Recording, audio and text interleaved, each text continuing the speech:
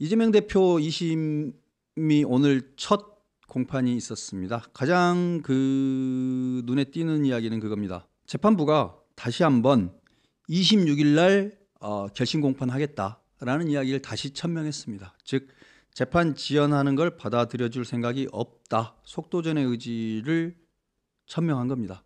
심리를 26일 날 결심 공판을 한다. 즉 26일 날 검찰 구형해라. 이렇게 해야 되는 겁니다. 26일 날 검찰 구형을 하고 그렇게 되면 그 다음에는 바로 재판장에 선고가 있고 끝나는 겁니다. 그 다음 기일에는 3월에 어느 때쯤 될 것 같은데 일단 그렇게 했고요. 이렇게 가려면 이재명 측에서는 증인을 13명을 채택해달라고 제안을 했었는데 13명을 다 받은 건 아니고 그중에 3명을 받았습니다. 그리고 검찰 측은 김문기 씨의 동생을 증인으로 해달라고 했었는데 직접 관계된 자가 아니라고 해서 직접 경험이 있는 자가 아니라고 해서 검찰 측의 증인은 받지 않았습니다. 즉 검찰 측의 증인은 사실상 없어도 되는 거였습니다. 그래서 최종적으로는 증인 3명, 이재명 측의 증인 3명만을 가지고 화살님 반갑습니다. 이재명 측의 증인 3명만을 가지고 공판을 진행할 겁니다.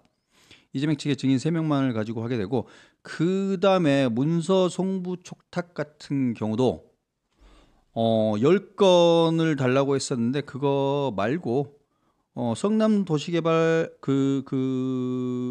국토부, 성남시 그리고 식품연구원 그 세 군데에 대한 문서 송부 촉탁 그것만 하고 그것도 시간 안에 오지 않으면 그 직권으로 취소시키겠다. 즉 그 송부 촉탁이 오든 안 오든 공판을 더 연기하거나 그런 일은 없다. 이런 이야기까지 했습니다.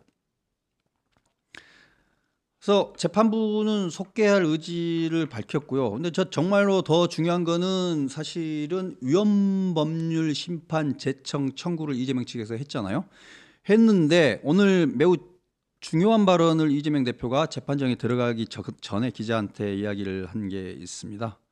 뭐라고 했냐면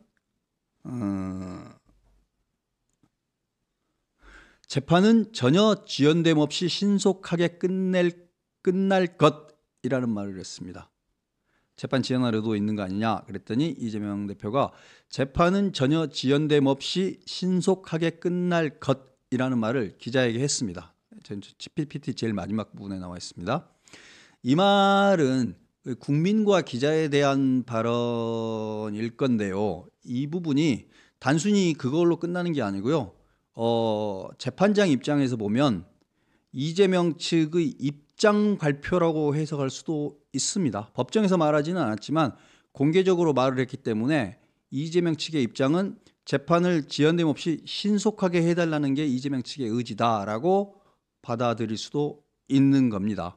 그래서 이재명 측의 요구는 신속하게 끝내라는 것 이거를 이재명 측의 의지를 반영해야 되겠죠. 그래서 불필요한 것들 그러니까 예를 들면 위헌법률 심판 같은 경우도 과거 수차례 그 허위사실 공표죄가 헌법에 위배되지 않는다라는 판결이 계속 반복해서 나와 있었고 그리고 헌법소원 심판에서도 작년 6월에도 전원 합의로 합헌으로 헌법재판소에서 판결을 내린 바가 있습니다. 거듭 반복해서 계속 허위사실 공표죄는 유지해야 된다라는 판결을 반복해서 헌재에서 나왔었다.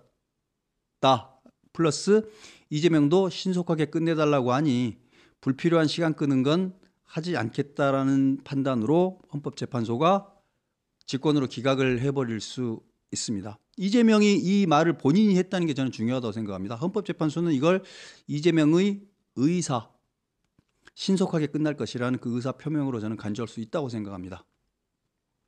그렇게 하면 된다고 생각하고요. 과거 이야기를 보면 사실은 그 허위사실 공표죄에 대한 위헌법률 심판 제청은 경기도지사 시절에도 이미 했었습니다. 그때 선거법 재판에서도 했었어요. 시간 끌려고 한 거죠. 그때도 꼼수라고 비판 많이 받았었습니다. 그래서 본인도 이게 의미 없다라는 걸 알고 있으면서 또 한 거 뻔하잖아요. 그런 경우에 시간을 지연하려는 의사라는 게 명확하고 이재명 본인도 신속하게 해달라는 의지를 표명했으니 직권으로 기각을 하는데 헌법재판 2심 재판부는 부담을 느낄 필요가 없을 것 같습니다. 기각을 하겠죠. 이 정도입니다. 그래서 오늘 뭐 사실은 한덕수건 이재명이건 그냥 순서대로 진행이 되겠구나. 이재명 재판은 이제 남은 건 뭔가요? 한번 이제 생각을 해봐야 되는데 이재명이 또 쓸 수 있는 꼼수는 뭔가잖아요. 생각해 보니까 제가 어제 말씀드렸던 건 뭐냐면 위헌법률 심판 재청 청구를 재판부가 받아들여주지 않으면 재판부 기피 신청을 하지 않을까 했는데 그럴 가능성도 분명히 있죠. 헌법소원을 청구하거나. 근데 지연됨 없이 신속하게 끝날 것이라는 말을 한 걸로 봐서는 뭐 재청 청구나 위헌법률 심판을 제기하거나 이러지는 않아도 된다라는 의사를 표명한 거라고 봅니다. 그럼 남은 게 뭘까요? 저 이제 아까 낮에 이야기를 하다 보니까 아직도 남은 수가 있답니다. 뭐가 남아 있냐면 이건 이제 이재명 본인은 재판을 빨리 하고 싶은데 갑자기 있잖아요. 그 변호사들이 전원 사퇴를 해버리는 겁니다. 재판부하고 한판 싸우고 이런 꽉 막힌 재판부하고 변호인 측의 이야기를 들어주지 않는 재판부하고 못하겠다라고 변호인들이 전원 사퇴를 해버리는 겁니다. 총사퇴. 그러면 이재명 본인은 재판을 신속하게 끝내고 싶은데 변호인들이 다 도망가 버렸네. 그러니 이거 못하겠네. 이런 게 가능하답니다. 그렇게 되는 경우에 이제 푸른하느님 말씀대로 그럼 국선 변호인 해줄게라고 이제 재판부가 바로 할 수 있습니다. 국선 변호인 해줄게. 그러면 이재명은 근데요. 다행히 새로 변호사를 구했어요. 그래서 새로 변호사를 구하고 새로 변호사들이 근데 서면 검토와 증거 검토를 다시 해야 되니까 시간을 좀 주셔야 될 것 같아요. 이렇게 할 수도 있겠죠. 이렇게 해서 한 2주? 이재명한테는 지금 1시간이 소중합니다. 1시간이 소중한데 이렇게 해서 한 1, 2주를 더 버는 그런 시나리오, 최악의 시나리오인데 그런 것도 가능하다더라라는 정도 이야기를 합니다. 이런 편법도 쓸 수 있다. 근데 물론 쓸 수 있습니다. 이거는 이제 이재명 입장에서는 여론을 보는 게 아니라 재판만 보는 거죠.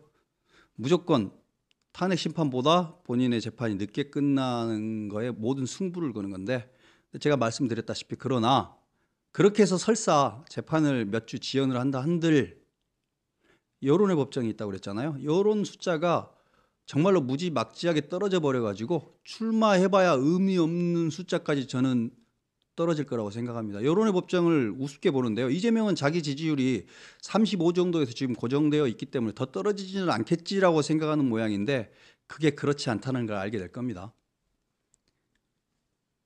약해 보이고 정당성이 없어 보이는 순간 아군도 우수수 떨어져 나갑니다. 특히 법정에서 재판정에서 꼼수를 쓰고 있다라는 게 노골적인 경우에는 여론조사에 응답할 때도 나는 이재명을 지지합니다라고 그럼에도 불구하고 후한무치하게 지지한다라는 의사를 공공연하게 표명하기가 쉽지 않습니다.